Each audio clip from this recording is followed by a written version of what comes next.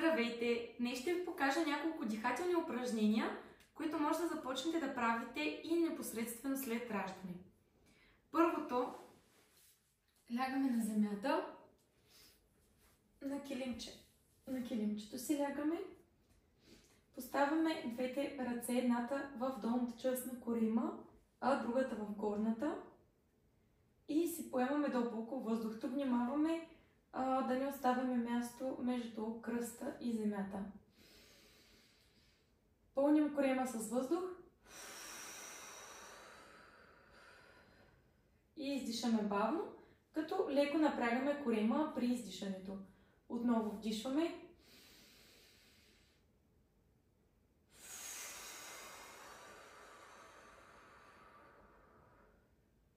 Повтаряйте след мен. Много бавно вдишване и бавно издишане.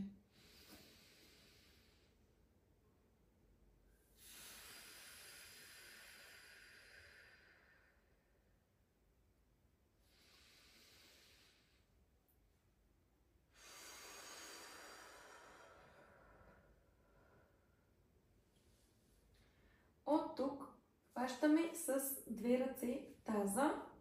Добре се хващаме тук за тези кости и правим чупка в кръста, повдигаме нагоре и след това с ръце издишаме и завъртаме таза нагоре, при което също напрягаме и корема. Хайде отново. Вдишваме.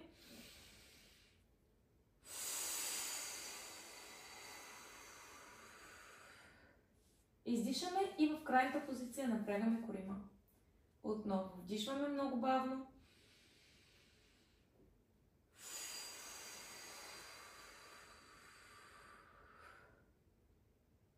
И отново изпълняваме много бавно.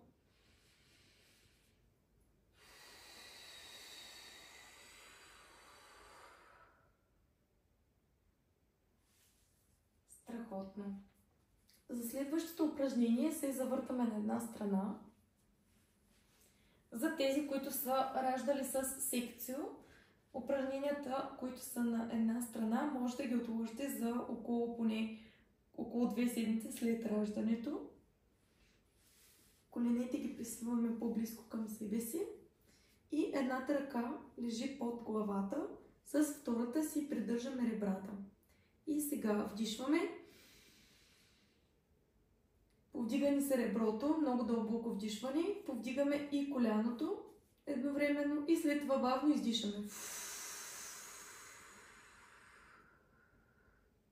При издишването реброто ми се връща на място и по същото време стягаме корема, благодарение на това движение работят добре и мускулите на тазовото дъно. Отново.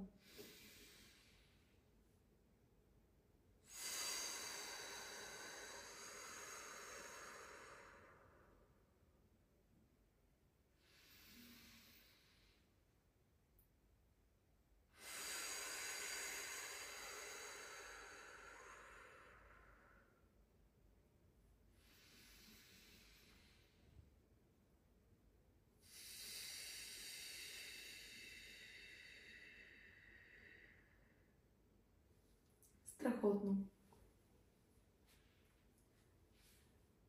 Още едно упражнение, което с дишане, но и също така напряга малко повече мускулите, но също е безопасно за непосредствено изпълняване след раждане.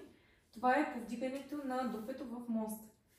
Тук внимаваме, за това нямаме място между кръста и земята. Отново завъртаме таза по този начин и тогава повдигаме бавно и издишаме. Спускаме обратно.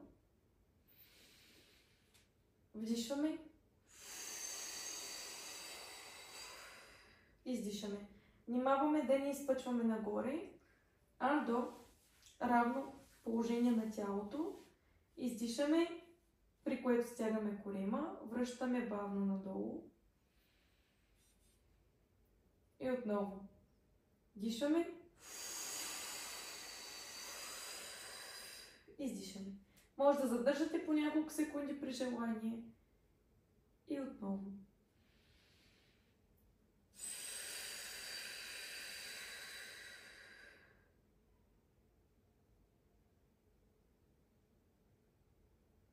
Страхотно.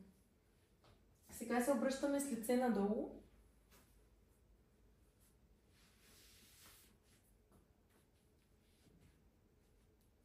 И от тук упражнението за котешко гръбче показвам. Вдишаме и бавно издишаме. Тук искам да обърна внимание за тези, които са раждали с секцио, че когато правите котешкото гръбче по този начин, не е нужно да прекалявате с чупката. Дори може да го оставите в равно положение, защото при това движение се разтяга малко коремния мускул. Затова по-добре не го правете, да не се получи разтягане в областта на операцията. До тази позиция вдишваме, издишваме. Вдишваме,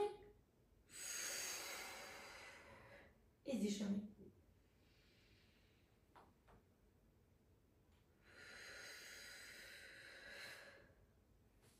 От тук може да се вкара и движение с раменете и лопатките, което тъкмо да ви помогне да си върнете тонуса на гърба и стойката ви да се поправи.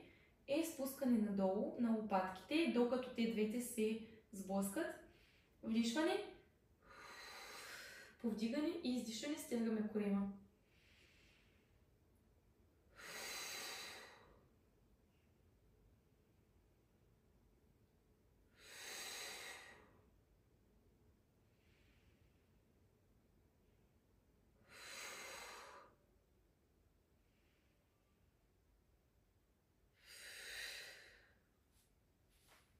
От тази позиция може да правим още и завъртания с таза.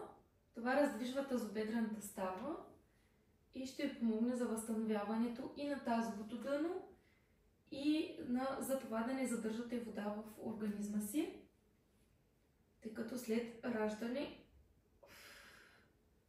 се задържа повече вода на едната страна и на другата. Дишваме, издишаме, дишваме, издишаме, вдишваме. Страхотно.